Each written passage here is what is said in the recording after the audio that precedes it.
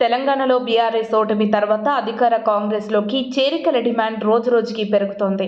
ఈ చేరికలకు ఏఐసీసీ నుంచి అనుమతి వచ్చిన నేపథ్యంలో పీసీసీ నాయకత్వం సైతం ఆచితూచి అడుగులు వేస్తోంది. అధిష్టానం చేరికలు అనుమతిచ్చినా క్షేత్రస్థాయిలో అభ్యంతరాలు వ్యక్తమవుతున్న తరుణంలో శ్రేణుల్లో ఏకాభిప్రాయం తెచ్చిన తర్వాతే చేర్చుకుంటున్నాయి.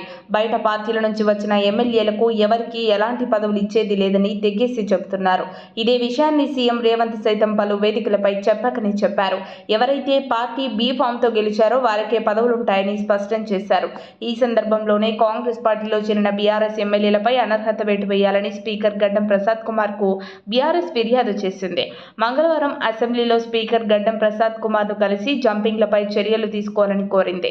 ఇప్పటికే ఖైరతాబాద్ ఎమ్మెల్యే దానం నాగేందర్పై ఫిర్యాదు చేసిన బీఆర్ఎస్ తాజాగా మంగళవారం మరో 9 మందిపై ఫిర్యాదు చేసింది.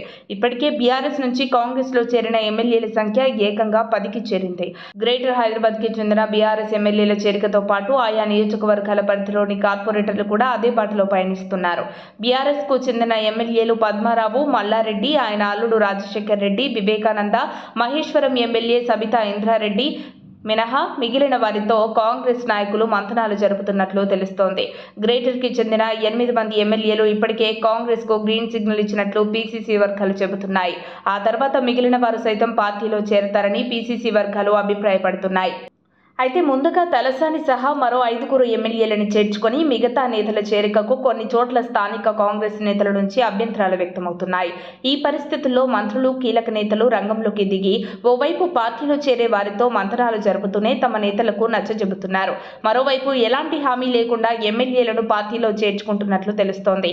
అదేవిధంగా స్థానిక కాంగ్రెస్ నాయకులకు అన్యాయం జరగకుండా చూస్తామని హామీ ఇస్తున్నారు.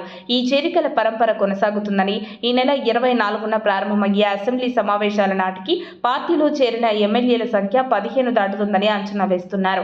ఇప్పటికే 10 మంది చేరగా మరో 16 మంది ఎమ్మెల్యేలు వచ్చినట్టయితే బీఆర్ఎస్ శాసనసభాపక్షం విలీనానికి అవకాశం ఏర్పడుతుందని కాంగ్రెస్ వర్గాలు అంచనా వేస్తున్నాయి. కాంగ్రెస్ లోకి తలసాని చేరికకు కూడా బలం చేకూరేలా మంగళవారం బీఆర్ఎస్ వర్కింగ్ ప్రెసిడెంట్ కేటీఆర్ అధ్యక్షతన బీఆర్ఎస్ ఎమ్మెల్యేల సమావేశం జరిగింది. ఈ సమావేశానికి తలసాని సహా మరో 10 నుంచి 13 మంది డుమ్మా కొట్టడం పార్టీ మార్పుకు సంకేతాలు ఇచ్చినట్లయింది. మరి ఈ ప్రచారంపై తలసాని ఎలా స్పందిస్తారో చూడాలి. మరిన్ని అప్డేట్స్ కోసం మా కాయ్ టీవీని సబ్స్క్రైబ్ చేసుకోండి. మా వీడియో కనుక మీకు నచ్చినట్లయితే లైక్ చేయండి, షేర్ చేయండి. మీ విలువైన అభిప్రాయాలను కామెంట్ బాక్స్లో తెలియజేయండి.